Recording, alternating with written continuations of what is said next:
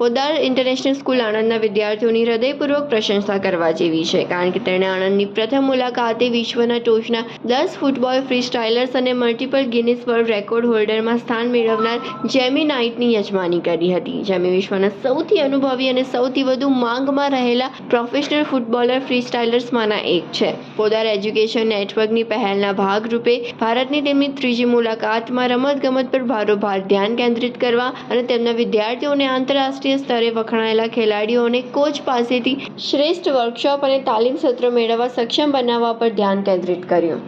मेरा नाम नीलम वर्मा है और मैं पोदार इंटरनेशनल स्कूल आनंद की प्रिंसिपल हूँ.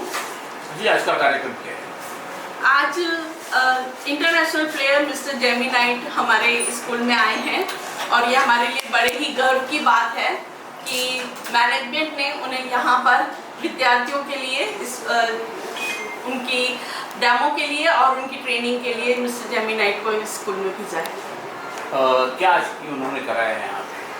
उन्होंने आके यहाँ पे जितने भी हमारे स्कूल के बच्चे हैं उन्हें डेमो दिया है और इसके साथ ही वे 2 सेशन में ट्रेनिंग भी लेने वाले हैं कि किस तरीके से फुटबॉल की जो टेक्निक्स है वे उसे सिखाने वाले हैं.